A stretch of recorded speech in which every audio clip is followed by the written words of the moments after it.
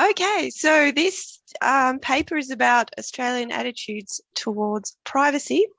And in this discussion, I'm just going to provide a brief overview of some related work, what we already know about public attitudes, and obviously talk about some of the results that we found in the survey. In 2020, we authored a related paper at HAISA, actually. And in that paper, we discussed the role that trust plays in the acceptance of surveillance in society. And we also spoke about past and present privacy challenges in relation to the COVID pandemic. So in this paper, we continue on from that, where we did conduct a survey and we examined the attitudes and perceptions of citizens who engaged in that survey to evaluate the changing nature of privacy in consideration of the pandemic. So we all know that COVID has presented further privacy concerns for the public and security proponents alike, and we consider the fundamental question: has the pandemic changed the perception of Australian citizens with regards to their fundamental right to privacy? So the challenge, obviously, is meeting the security requirements of a nation state and the privacy needs of a citizen. And so how do we go about striking that balance? But more importantly, what do the public think about it?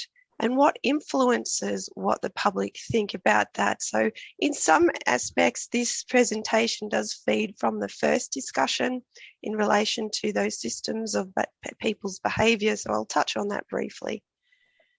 So COVID obviously has introduced an abundance of tracking technologies, but according to a report by Australia's chief scientist, people have become less trusting of institutions over the last decade, and they do warn that any major data breach that involves COVID-19 data could see Australians lose confidence in government that will be extremely difficult to recover from.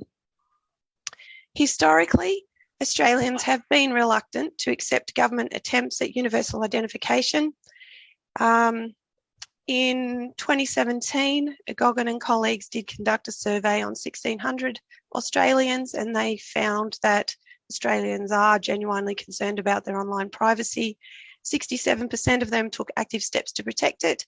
57% agreed that corporations are an ongoing threat to privacy, and 47% indicated concerns regarding government violations of privacy.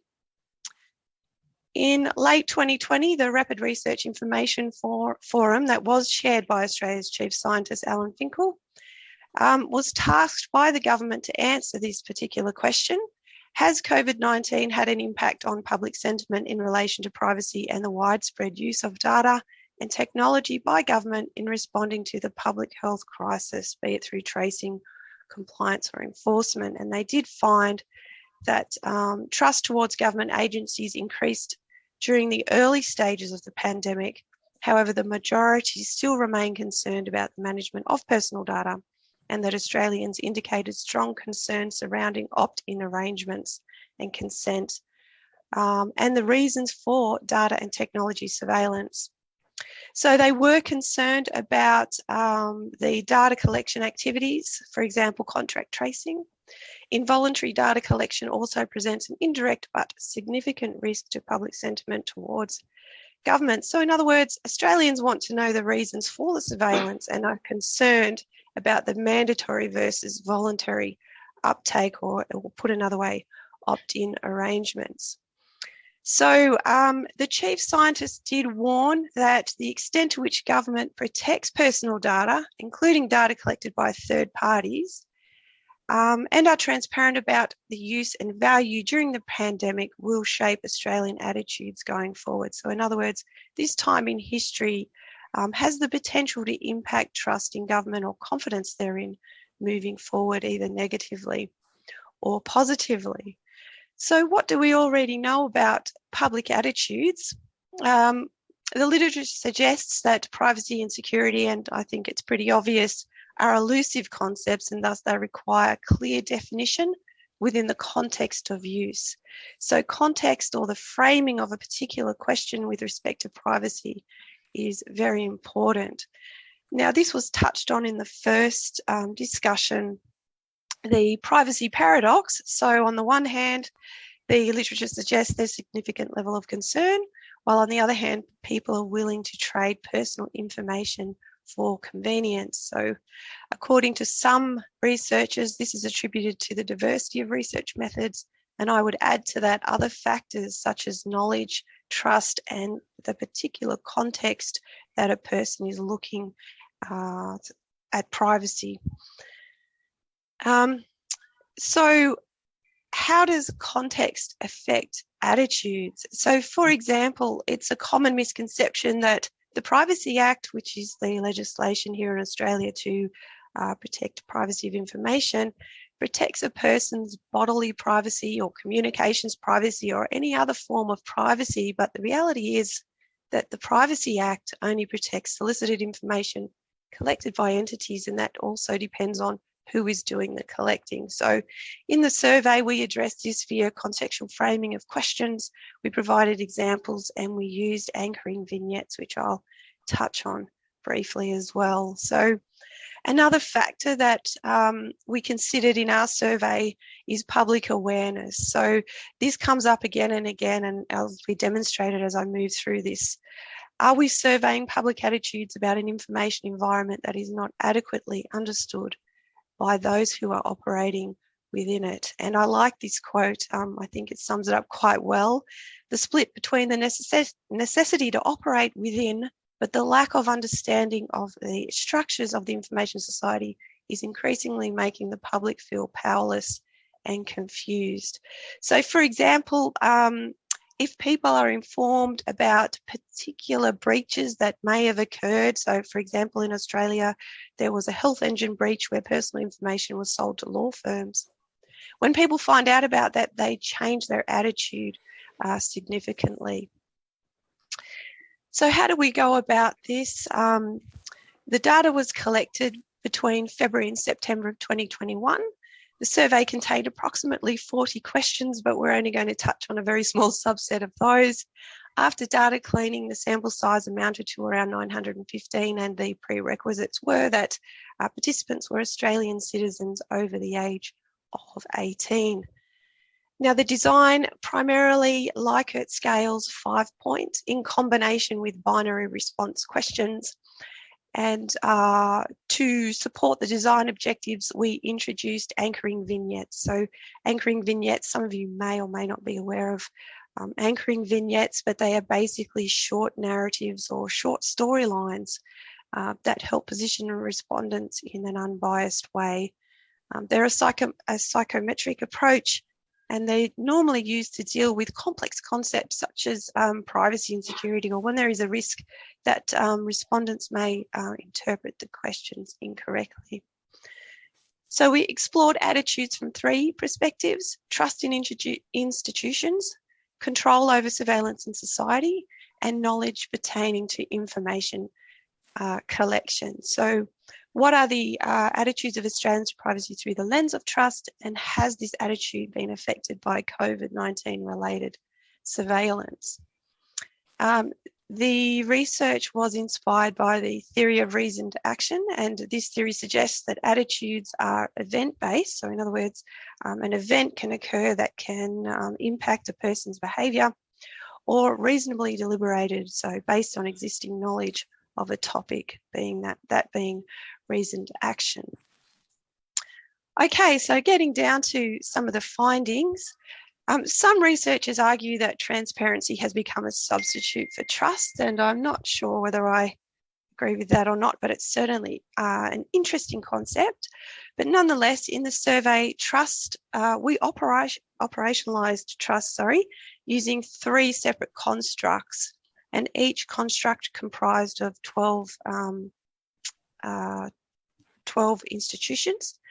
And for each construct, the construct represented a different variation of trust. So we had trust that institutions will, 1, follow legislative requirements, trust that institutions will, 2, not sell or misuse a person's information, and 3, will adequately protect information from cybercrime. So participants were asked how much trust they had that a particular institution would follow legislative requirements, for example, or how much they trusted an institution would not sell or misuse their information, or how an institution would adequately protect information.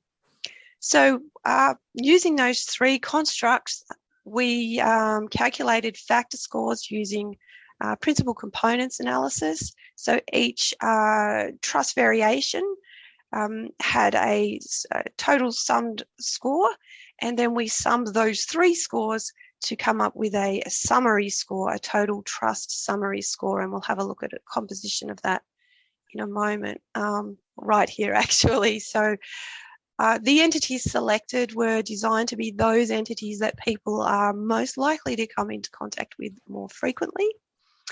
And we can see that following legislative requirements was the most trusted across the board. Overall, we found that people are relatively trustworthy, but it is obvious that the private sector is least trustworthy, notably social media companies. The first variation, trust in institutions. Trust that institutions will follow legislative requirements, revealed that trust in federal, state and local government is relatively high. So that obviously indicates that government entities are perceived as being more trustworthy than private actors. Social media, on the other hand, 19.5%, and private business 37.9%. So higher than social media, but not by a lot.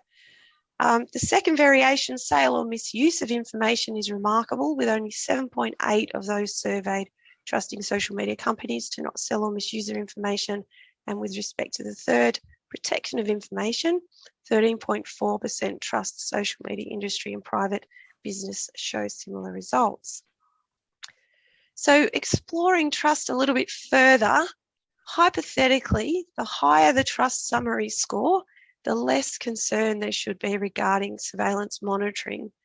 Now, the two independent variables we used in this case were public spaces and private spaces. I'll explain a little bit in a little bit more detail. We performed Spearman's correlation to examine the relationship between the total trust summary score and surveillance concern within 1, public spaces, and 2, private spaces. So 2 different independent variables. We found a negative correlation for both of those variables, and we then performed an ANOVA to explore the relationship between a person's trust in institution and concern towards surveillance or spread thereof. So the higher, as I said, the trust summary score, the less concern there should be regarding surveillance. So looking at figures 2 and 3, they depict the direction of the relationship. For example, the higher the score, the less concern.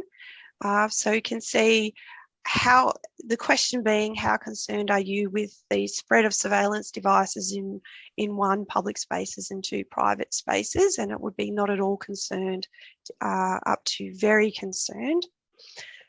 So overall, the trust scores are lower for private spaces, but nonetheless, it still follows the same trajectory. Still follows the same trajectory there. Moving on to behaviour, we wanted to see whether participants alter their behaviour while they're under surveillance. To do this, we introduced an anchoring vignette that described 2 shopping precincts. So one precinct operated a CCTV network, and the other precinct did not operate any CCTV at all. And participants were asked in which precinct they would prefer to shop, assuming equal travelling distance. So 68% preferred to visit the one that was most convenient, therefore surveillance did not influence their choice. But we then introduced the idea, bringing the knowledge factor in here, we then introduced the idea of capture and upload of facial images to a national database, which would acquire images from multiple sources, including a CCTV system mentioned in the previous vignette, to see if their behaviour would change. And we found that 68% of respondents would not change their original response, but 27% would. And that suggests that participants don't mind their images being captured, but they are concerned about being identified, which represents a change in the original use of the data. So looking at the control aspect of a person's attitude, we asked participants if they felt they had a say in who collects visual images about them. and 69% felt they had no say at all. So the relevance for this research is to discover whether or not Australians accept various surveillance practices, for example, crowd monitoring or contact tracing, due to an inability to opt out, or perceive they have no control or say as to whether these practices are implemented. So continuing with that same theme of CCTV, 69% felt they had no say at all. And then when they were asked if they would like more control over who collects these images, 79.9% indicated they would like more say or the opportunity to opt out. We then looked at knowledge and awareness of surveillance practices, and first we presented a range of surveillance technologies that included drones, facial recognition, and you'll see a sample. You can see a sample here on the right-hand side. But for most of the items here, people are reasonably knowledgeable, at least they perceive to be, and 60% of them, for example, say they are very or somewhat knowledgeable about contact tracing, and 46%, for example, say they are very or somewhat knowledgeable about GPS ankle bracelets. So the very or somewhat knowledgeable is represented with the blue bars, just so that you have some context there. So looking at knowledge from a different perspective, we provided participants with a news article outlining the state government's intention to upload driver's license images to a federal government identity matching database. And this is actually a true story, by the way. The article provided reliable information relating to the associated legislation and an application overview of the technology and its use. So, notwithstanding the amount of detail presented in the news article, 72% of participants agree they still don't have sufficient knowledge to make an informed decision about the acceptance of the National Facial Recognition Database. So people still want more information. And again, do people really know or understand the consequences of these relationships that are formed, the partnerships that are brokered, and all the information management practices associated with these types of technologies and surveillance? Okay, sorry, I think I missed a bit there, but due to time, I'll just keep pushing forward here. The Covert Effect. Despite trust in the government, the data indicates that Australians have concerns regarding the protection and privacy of data collected. 62% of those surveyed are concerned about the tracking of movements for other purposes not related to the pandemic, and 70% are concerned that the data collected will not be deleted after the pandemic ends. There is some discussion around that, but again, because of time, I won't go into too much detail there. But 66% supported the rollout of the federal COVID Safe app, and these findings support the ISC report in 2020, which is the Office of the Australian Information Commissioner. For those of you who are unaware, that is our more or less our information privacy body, if you like, here in Australia, whereby 60% agreed that concessions must be made for the greater good, but should not be made permanent. So this suggests that Australians are hesitant with respect to data handling, even though they support the rollout for health and safety. So 40% trust that these measures will be rolled back after the pandemic, and notwithstanding the earlier data that showed 71% trust the government will follow legislative requirements and protect their information. So there certainly is hesitancy there. So despite the perceived positive response about government actions regarding the pandemic, Australians still remain cautious and concerned about the data that's been collected about them. Function creep and data misuse emerged as a major concern with respect to the National Facial Recognition Database. While this wasn't explicitly framed in relation to COVID-19 surveillance, 73% agree the technology could be repurposed, and 89% are concerned about the misuse. So the tension between security and privacy remains, even in a post-pandemic world, or if you consider it to be post-pandemic. Therefore, the results are, while interesting, still need to be analysed further and are preliminary. So my final comments on all of this is that trust plays a very important role in the acceptance of surveillance, and people want more control or say over the surveillance of themselves in open spaces. People value privacy, and thus a percentage will change their behaviour when informed about surveillance monitoring. And despite being perceived to be reasonably knowledgeable regarding surveillance, people still feel they need more information to understand the practices proposed or deployed. And I'd just like to finish off with the report by the Australia's chief scientists, where people have become less trusting over institutions in the last decade, and they do warn that any major data breach that involves COVID-19 data could see Australians lose confidence in government that will be difficult to recover from. So that's it. I hope you enjoyed my presentation. Thank you.